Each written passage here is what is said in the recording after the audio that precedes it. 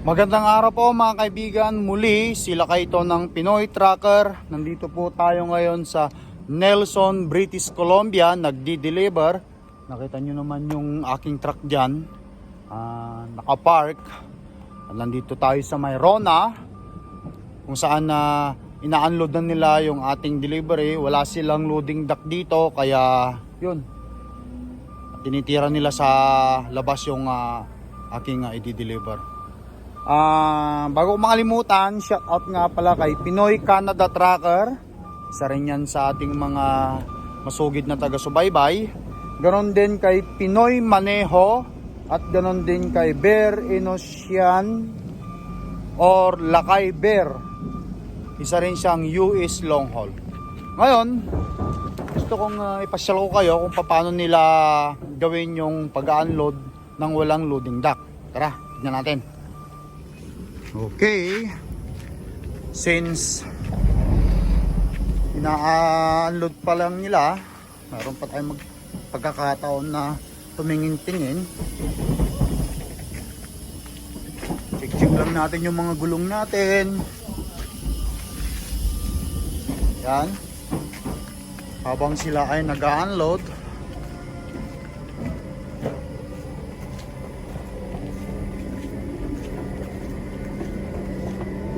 Hey, Matt, how's it going? Good? Alright, only 5 more now. 5 more? Okay. 5 more after this one. Thank you. See? Ganyan ang gawa nila. Kita naman natin. Pag walang loading dock. Magleo Building, Rona.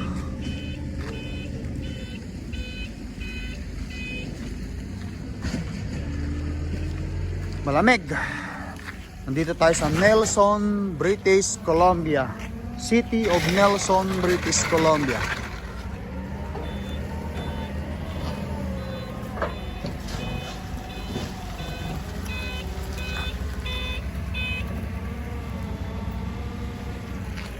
Yan.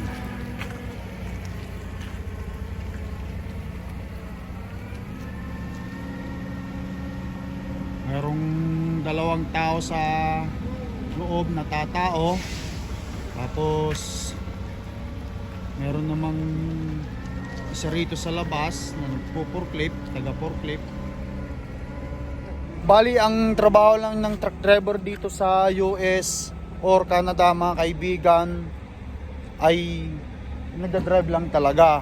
Although hindi tayo pwedeng tumulong ng ganyan kung hindi talaga required at hindi tayo sinabihan ng ating employer, kasi baka may mangyari pa sa atin sa kagustuhan natin tumulong, maaksidente tayo, baka hindi pa nila sagutin.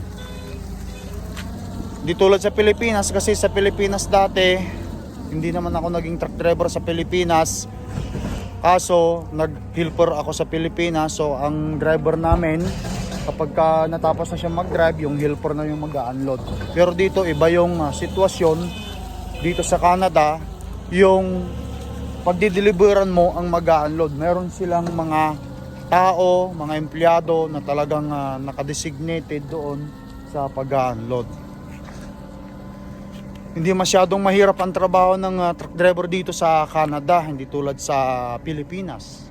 Kasi sa Pilipinas, kung wala siyang helper, kailangan niya talagang tumulong sa pagbababa. Dito, walang helper dito sa Canada, kapag ang trabaho mo ay long haul. Pero dun sa previous na employer ko, nung city driving ako, ang trabaho ko noon, nagde-deliver kami sa Cisco. So mayroon kaming kasamang helper talaga. Ako ang driver, may kasama akong isang helper, magkasama kaming nag-unload at nagde-deliver. Trabaho ko rin talaga doon. Pag long haul ka, di mo kailangan yung ganito. Ayan. There we go, they're almost done. Dalawa na lang yatang skid.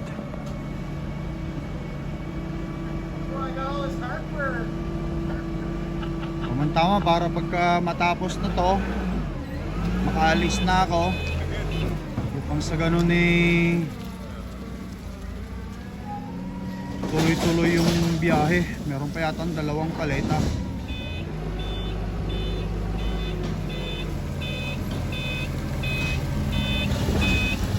How much more remaining? Look like there's 3 more, right? 3 more. 3 more, yeah.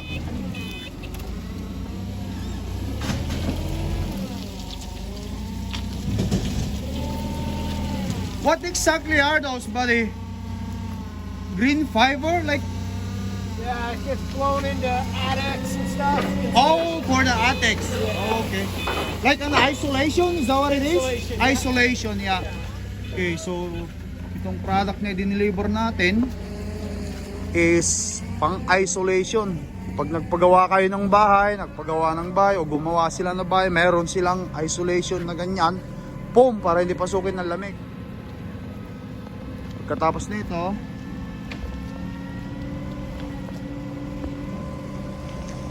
lalarga na tayo.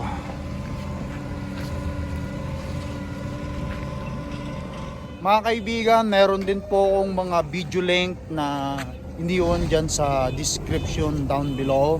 Maaari nyo rin po silang tignan, i-check. Baka sakali pong makatulong sa atin. More on dun sa mga video kong inilagay dyan is about sa tracking. At kung sakali man na magustuhan nyo, huwag nyo po sanang kakalimutan i-like yung mga video ko. Para sa mga bago po nating panoorin, subscribe, click the notification bell for more upcoming video.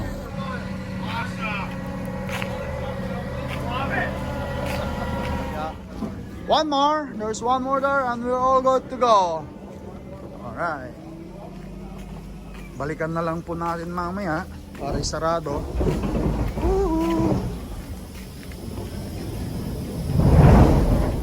Mukhang tapos na yata. We're done? Perfect.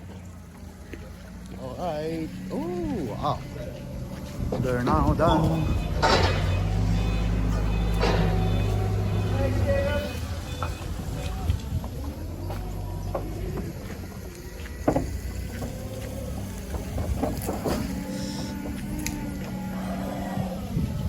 Ooh.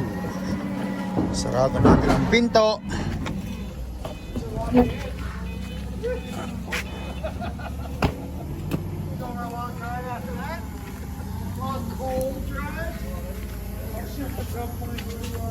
We're good?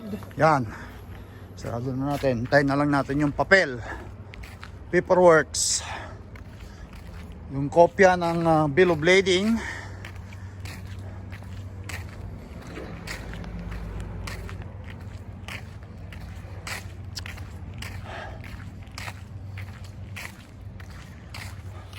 Ayan. Nakuha na natin yung signed bill of lading. Okay, so we're out of here. Muli, si Lakay po ito ng Pinoy Trucker na nagsasabing habang may buhay, may pag-asa. Bye!